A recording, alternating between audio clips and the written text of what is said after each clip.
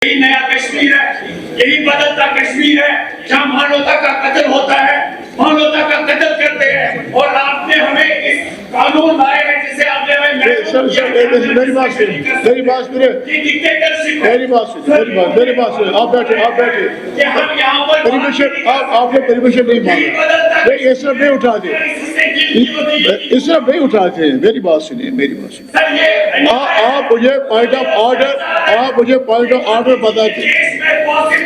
चलिए आपका पॉइंट आ गया, चलिए परमिशन मांग रहा था, चलिए बैठे। अकरम साहब ये मुझे भेजे, ये सर नहीं करते हैं कि हमें यहाँ पर बोलने का अधिकार नहीं होगा।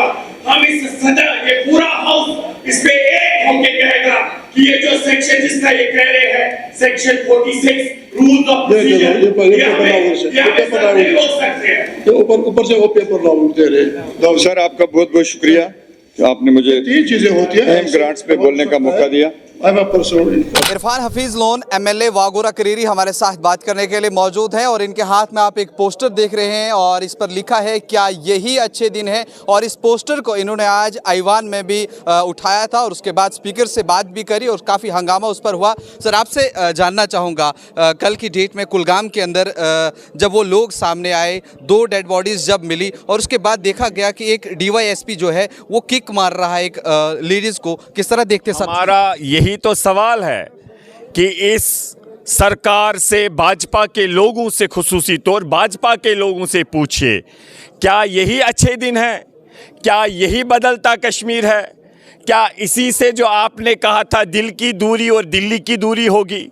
आप देखिए किस तरीके से यहाँ पर मानव अधिकारों का उल्लंघन हो रहा है, किस तरीके से कुटवा में निर्दोष लोग पहले मारे गए, किस तरीके से उसमें एक निर्दोष बच्चा भी शामिल था जिसका नाम वरुण था, किस तरीके से बारामूला डिस्ट्रिक्ट में सोपोर से वसीम ट्रक ड्राइवर निर्दोष मारा गया, किस तरीके से कल आपने देखा कुलगाम में क्या हुआ और जो उस परिवार, उन लोगों के साथ क्या व्यवहार हुआ।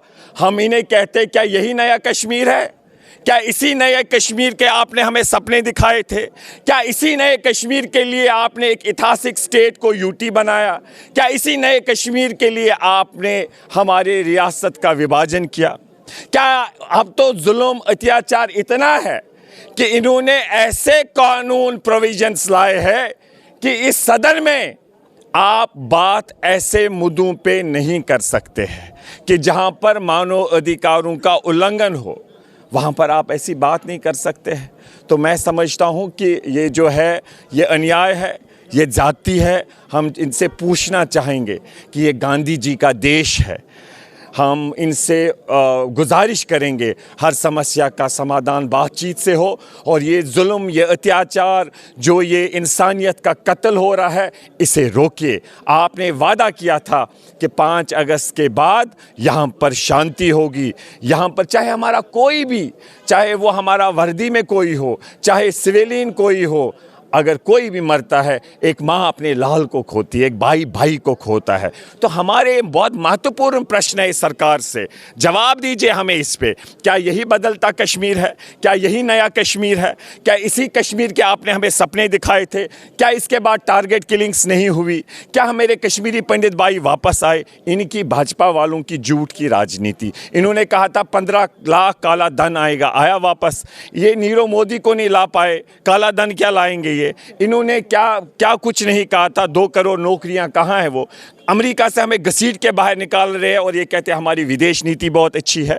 आप बताइए, 80 करोड़ जो हमें जानकारी है लोग हैं जिनको मुफ्त राशन देने का दावा कर रहे हैं, उससे हमारी अर्थव्यवस्था क्या वो सामने आ जाती है। इनके ये खोखले जुमलेबाजी, इन्होंने इस मुल्क को तबाह करके छोड़ा है। हम सब की जिम्मेदारी होगी कि हम सब एक हो और मानवता का बचाए और इस कत्ले आम को रोके। और मैं समझता हूँ सबको मिलकर पहल करनी चाहिए कि इस आईवान को इतने इख्तियार दिया जाए, एम्पावर किया जाए आवाम को इस आईवान के ज़रिए कि वहाँ पर अगर इस तरीके से खून बहता है तो इस पे बात करने का अधिकार होना चाहिए। नहीं है, वो इनकी डिक्टेटरशिप है, इनकी डिक्टेटरशिप। ये जुल्म है, ये जाती है कि इस आईवान में अवाम के चुने हुए नुमाइंदे अगर इंसानियत का कत्ल होता है वो कहते हैं कि आप बात नहीं कर सकते हो। मैं इसे जुल्म और जाति समझता हूं और अवाम की बदकिस्मती समझता हूं। शुक्रिया।